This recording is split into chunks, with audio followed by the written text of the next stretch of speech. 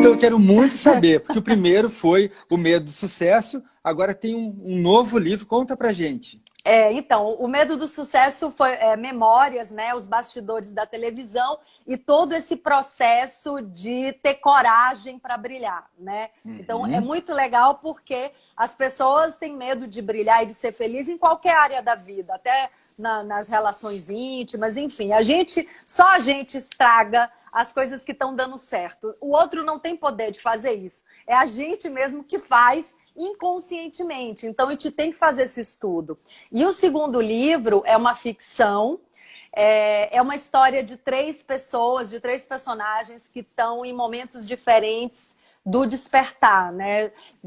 Fala desse novo tempo, dessa nova possibilidade de construção de um mundo, de relações mais harmônicas, mais respeitosas, mais conscientes. Então, são três personagens que estão nesse processo de despertar. Começa com uma atriz que está muito infeliz, está no auge do sucesso, mas a vida dela não tem valor nenhum para ela. E aí ela resolve largar tudo, abandonar tudo. Tem alguma referência aí em algum momento, né? Não, então, os três personagens sou eu, né? Isso é engraçado. Os três personagens principais sou eu. Tem essa garota jovem, que é a adolescente que vive dentro de mim. Tem uma mulher mais velha, que é mais parecida comigo. E tem um homem, que é o meu lado masculino. Então, então é São uma história... assumidamente partes de você. Assumidamente. Porque assim, ó, eu me sinto muito à vontade de falar dos meus processos. Então, assim, tudo que eu tenho de autoanálise, de observação, desse estudo constante, que não cessa nunca, eu me sinto muito à vontade de compartilhar.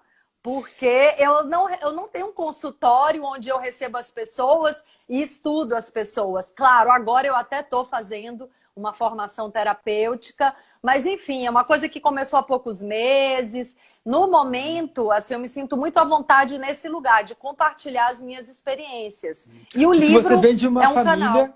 Uma família de artistas, né, Ingra? Sim, meu pai, artista plástico, cineasta, minha mãe também. Minha mãe é escritora, né? E é legal, Gustavo, é interessante, porque eu sempre tive facilidade com a escrita. Só que eu tinha muito medo de me expor através da escrita. Porque o medo do sucesso também é o medo da exposição. De você se revelar, né? De você se mostrar. Então, assim, eu sempre tive facilidade com a escrita. No meu primeiro casamento com o Jaime Monjardim, ele pedia para eu escrever cenas direto. Assim, e falava, você tem que escrever, você é uma escritora. E você fazia? Nasceu. Você escrevia mesmo? Fazia, dele. mas eu não assinava. Olha que arrogância. Eu não assinava nunca nada. Eu escrevia para revistas de cavalo, eu escrevia cenas de novela, mas eu não assinava, assim, como se aquilo não é importante, sabe? Não fosse importante para mim. Não preciso disso. Isso é uma grande arrogância. Hoje eu dou o maior valor, assim, não quero botar meu nome. Caramba, eu fiz com amor, entendeu? Então, a gente querer botar o nosso nome nesse lugar do amor pelo que a gente faz, o amor pelo dom, a dedicação, é bem diferente da vaidade. Eu não quero botar meu nome para ser aplaudida, eu quero botar meu nome para honrar esse trabalho. Assim, é outra relação. Então, que bonito assim, esse teu relato, Ingra, assim, de você se expor dessa forma, né, assim, tão autêntica, tão aberta, né? Isso foi fruto de muito tempo de terapia. Como foi esse teu processo assim, de aceitação e também de compartilhar com a gente tudo isso? Porque é tão bacana, né? Geralmente a gente se fecha, quer aparecer, olha, eu sou o máximo e eu sou assim, mas você está revelando pra gente que teve um processo muito grande teu aí, né? Para chegar e falar isso tudo pra gente. É muito bacana. Então, eu nunca fiz terapia assim da maneira convencional que as pessoas fazem. Mas, Gustavo, eu tenho algumas amigas terapeutas que são, assim, as melhores, sabe? E que em algum momento da minha vida, até quando eu estava passando por uma situação desafiadora, eu pensava, caramba, você precisa me atender, você precisa me ajudar. E elas falavam, não, mas eu sou sua amiga, eu não posso fazer isso. Mas eu tive muitas conversas, muito aprofundamento nas questões que eu tive que enfrentar na minha vida. E o momento que eu resolvi abrir e compartilhar foi o momento que eu percebi que isso seria, em primeiro lugar, a minha cura. Eu tinha muito medo de me revelar. Então, assim, eu falei, caramba, se eu tenho tanto medo de me expor, eu vou contar as mentiras e vou publicar e vou contar para todo mundo. Eu quero revelar que eu estava mentindo em muitas áreas da minha vida, né? Eu quero arrancar essas máscaras. Eu senti que para mim isso era uma cura, né? Não sabia se isso ia tocar o coração das pessoas, se as pessoas iam se identificar, mas em primeiro lugar estava me curando. E é louco, porque hoje, inclusive, tem uma terapeuta que está fazendo a leitura do meu livro no Instagram diariamente. Eu estou escutando. Ah, legal a gente saber disso. Fala aqui pra gente como é que é, para quem quiser acompanhar, como faz. Tá, Rosane Zigonova. Inclusive, eu tenho compartilhado, né? Rosane Zigonova. Todo dia ela está lendo, ela é uma terapeuta de constelação familiar. Ah, então, maravilhosa constelação familiar. Isso é um ponto de virada na vida das pessoas, né? Sim, eu estou estudando. Eu estou estudando para ser uma terapeuta de constelação.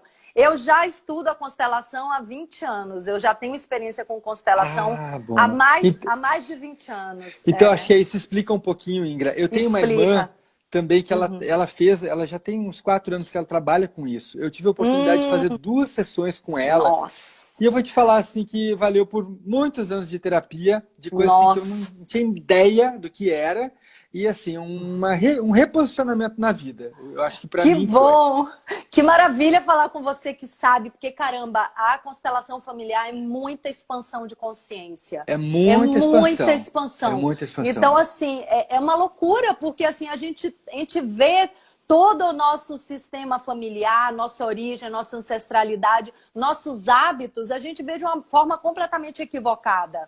A gente de uma maneira diferente, né, Ingra? Pelo menos no meu caso, assim, eu não precisei estudar teoria nenhuma, eu fui para a sessão aberto, né, com o coração aberto, para ver o que ia acontecer lá.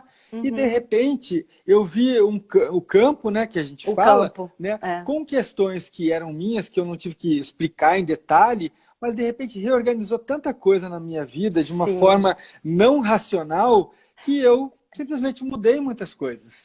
Eu abandonei certas coisas e ganhei outras. Porque é uma terapia fenomenológica com base na ciência, na física quântica, todo o funcionamento da fenomenologia é comprovado. E o que ela faz? Ela traz a fonte, né, o ponto gerador das suas questões, das suas dificuldades, que você não sabia onde tinha nascido.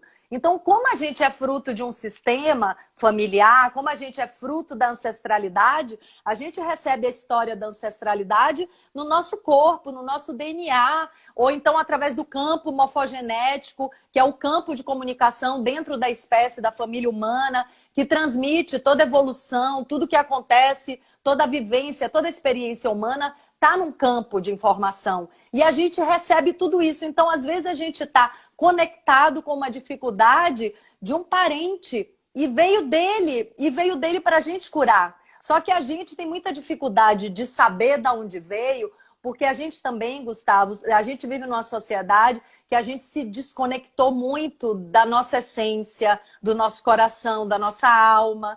Então, a gente vive muito distraído com o mundo lá fora, né?